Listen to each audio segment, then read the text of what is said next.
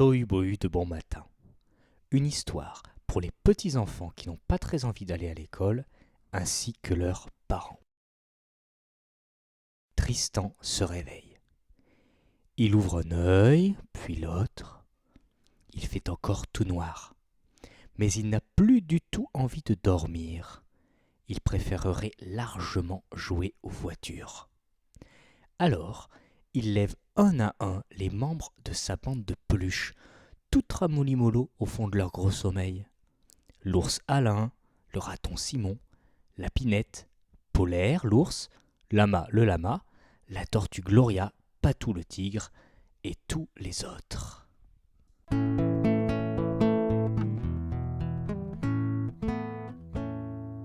Et les copains, il faut se réveiller, c'est le matin. On va sonner le tocsin et les copains, on va bien s'amuser. Y a tant d'idées qui attendaient dans les recoins, les copains. Il faut se réveiller, c'est le matin. On va sonner le tocsin et les copains, on va bien s'amuser. Y a tant d'idées qui nous attendaient dans les coins. Tristan allume la lumière et toute la chambre devient un grand circuit, avec des tracteurs, des grues, des tractopelles, le camping-car Playmobil et le camion de poubelle Lego, les pompiers et les policiers, les 7 voitures et les 3 motos. Ça commence tout doucement, silencieusement presque, comme un départ en vacances au petit matin. Mais bientôt, il y a un embouteillage à cause d'un chantier.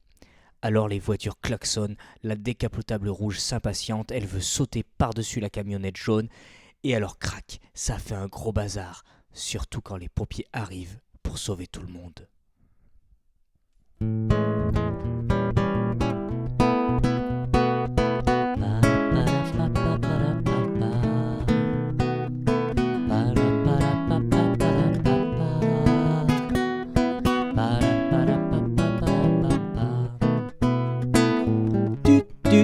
Et la flûte, remue-ménage et carambolage, vroom vroom, badaboum, souk et barouf avant de dire ouf,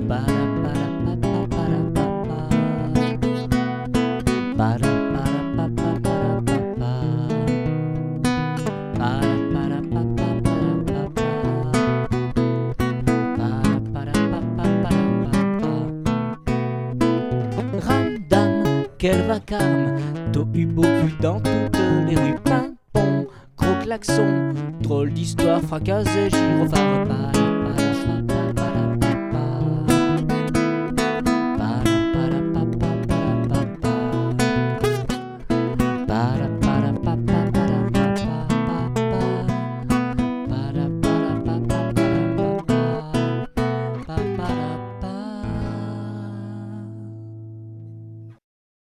Voilà papa qui ouvre la porte en bâillant. Il me semblait bien avoir entendu quelque chose. Tu es déjà debout? Ça tombe bien, c'est l'heure du petit déjeuner. Tu viens? Mais Tristan n'est pas du tout prêt à descendre dans la salle à manger.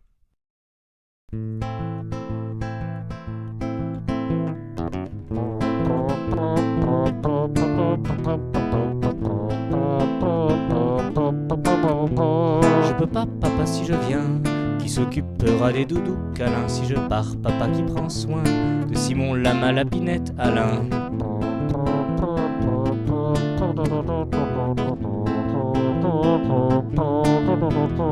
Si je reste, papa, dis-toi bien que j'ai pas le choix, faut soigner Gloria qui a cassé sa papate au matin en jouant l'acrobate sur le traversin.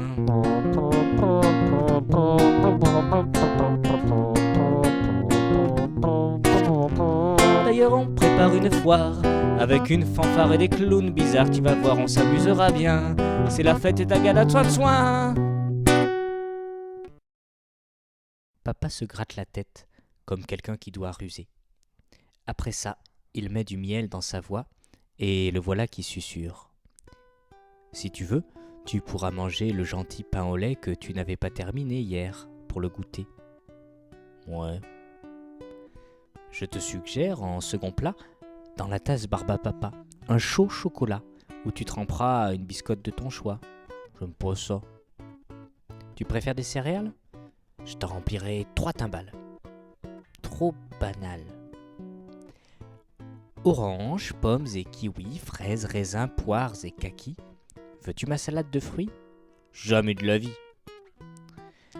Alors on peut fabriquer une assiette avec 7 tartines figurant une tête, 2 tartines de bleu pour les yeux, une tartine au pâté pour le nez, une tartine de mouche pour la bouche, 2 tartines à rien du tout pour faire les joues, et une tartine de beurre tout éparpillée pour les cheveux dorés. Chouette! Tiens, voilà tes tartines, dit papa, une fois l'escalier dévalé et le petit-déj apprêté. Mais Tristan n'en veut plus. Finalement, il préfère des cornflakes. C'est donc papa qui avale son impatience et les tartines, pendant que Tristan picore tranquillement son petit repas. Ensuite, papa part se laver les mains, et c'est une erreur, car alors qu'il voudrait le conduire à la salle de bain, mystère et boule de gomme, Tristan a disparu. Papa pousse un soupir. « Attention, crie-t-il, voici papa le grand détective. Tout ce qui se perd, il le retrouve. Tout ce qui vous complique la vie, il le résout. Tout ce qui se couvre d'ombre et d'énigmes, il l'élucide. » Ayant dit, papa cherche à travers toute la maison.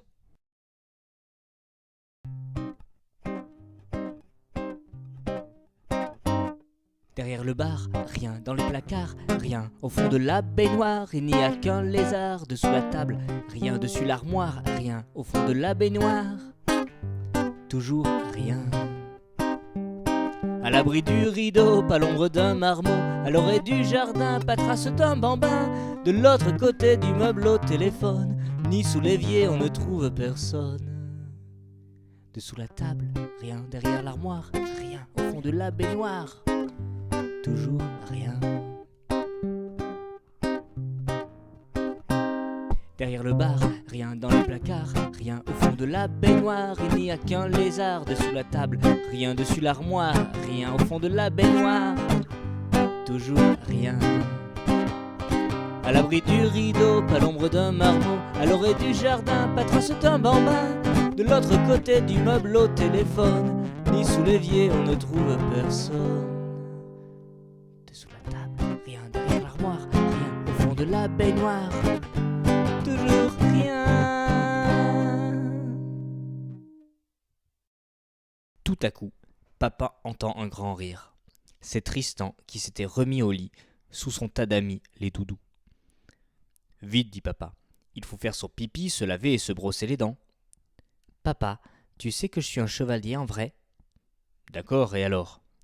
Tu as déjà vu une histoire où le chevalier se brosse les dents ?» Papa se frotte la barbe, l'air de ne vraiment plus savoir quoi répondre.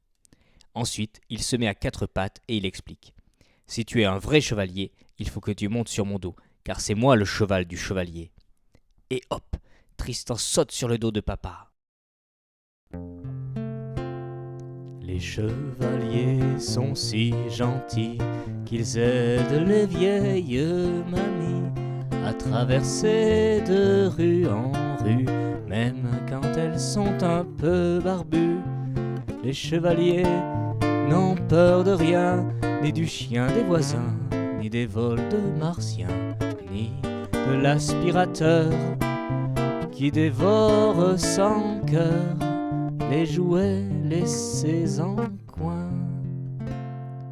Les chevaliers ne pleurent jamais, même s'il leur faut affronter le remplaçant de la maîtresse, large et grand comme une forteresse, mais qui porte le chevalier de princesse en dragon, de palais en donjon.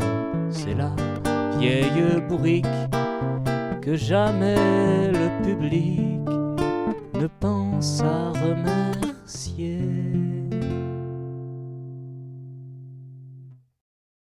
Ça y est, Tristan sent bon et brille de partout tellement qu'il est propre. « Habillons-nous maintenant, dit papa. »« En pompier alors, répond Tristan. »« Ah non, en petit garçon. Mais je ne suis pas un petit garçon, moi. Je suis un super pompier. Quand tu seras grand, tu seras un super pompier, nuance papa. Pour l'instant, tu es un petit garçon qui doit bien manger pour grandir et t'habiller comme un petit garçon pour aller à l'école où tu vas apprendre plein de choses. Tristan croise les bras, fronce les sourcils, retrousse les lèvres et son petit nez, baisse la tête. Il boude. Allons Tristan, ne te fâche pas. Tu ne peux pas te rendre à l'école en pyjama. Alors on va pas à l'école et je reste en pyjama. Tu es bien obligé d'aller à l'école. Tu ne peux pas rester tout seul à la maison pendant que papa et maman travaillent. J'en ai marre de l'école. Tous les jours il faut aller à l'école.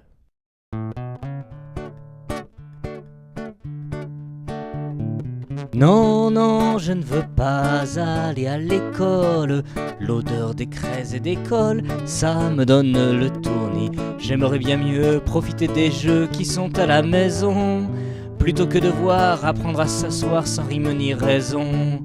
Non, non, je ne veux pas aller à l'école. Les autres enfants rigolent tant que j'en ai le vertige. La cour de récré me casse les pieds autant que les oreilles. La preuve, Léo avec son vélo m'a roulé sur l'orteil. Non, non, je ne veux pas aller à l'école. Je n'ai vraiment pas de bol du lundi au vendredi. C'est toujours pareil, je n'ai pas sommeil, je dois dormir pourtant. Et toujours manger l'épaisse purée qui colle entre les dents.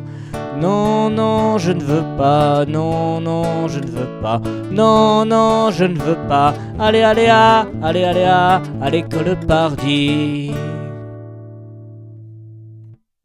J'ai une idée, propose papa. Oublions cette affaire d'école.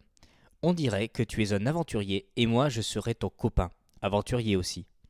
Et là, on se prépare pour une aventure. J'ai pas compris.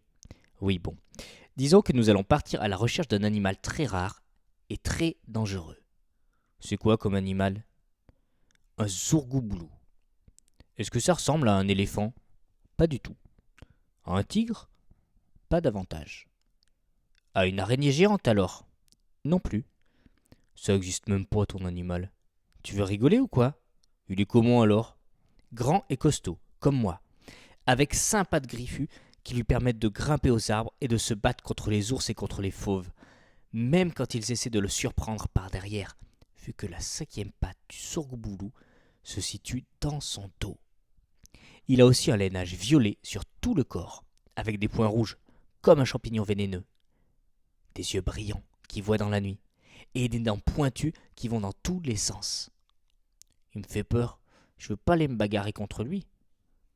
T'inquiète pas, nous on ne craint rien. Pourquoi? Parce qu'on connaît ses secrets.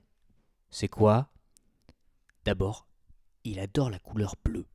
Ça le rend tout doux, comme un agneau. C'est pour ça que j'ai mis ma chemisette bleue et que tu vas enfiler ton jogging bleu. Hop, Tristan quitte son pyjama, il enfile son slip, ses chaussettes, son t-shirt et son survêtement. Ensuite, reprend papa, le zourgouboulou raffole des bananes. Alors c'est très simple. On va mettre une banane dans ton cartable et si jamais on trouve le zourgouboulou, abracadabra, on lui montre la banane et il nous suivra gentiment jusqu'au zoo où le gardien le mettra en cage pour qu'il n'embête plus personne. D'accord? D'accord.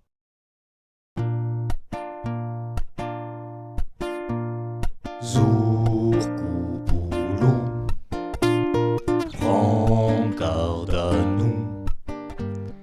Gare à tes fesses, à ton lainage, à tes sapates. Si l'on t'attrape, on te mettra zourgouboulou, la bride autour du cou.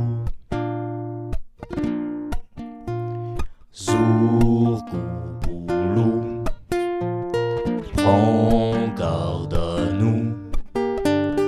Tu fais le pitre, tu fais le fou, effraie les biches, effraie les loups, mais on te mettra zourgouboulou, la bride autour du cou. Tout en parlant, papa a lacé les chaussures de Tristan. Il a ouvert la porte et ils se mettent en chemin. Mais attention, car la piste est semée d'embûches.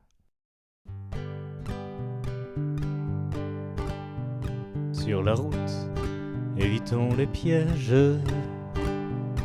que font les bouches des égouts. Car si l'on y pose le bout du pied, on sombre au fond d'un trou rempli de bruits sinistres et de dégoûts pleins de monstres et de sortilèges. En équilibre sur les crêtes des murets ou des lignes blanches, nous balançons un peu des hanches, souples mais fiers, car si l'on flanche, c'est comme sauter du bout de la planche dans la mer où les requins guettent. Fuyons les ombres des ruelles où se tapit l'oiseau moqueur. Contournons les arbres mangeurs, la maison de l'ogre farceur. Nous serons sains et saufs, peut-être, à l'heure où la maîtresse nous appelle. Nous serons sains et saufs, peut-être, à l'heure où la maîtresse nous appelle.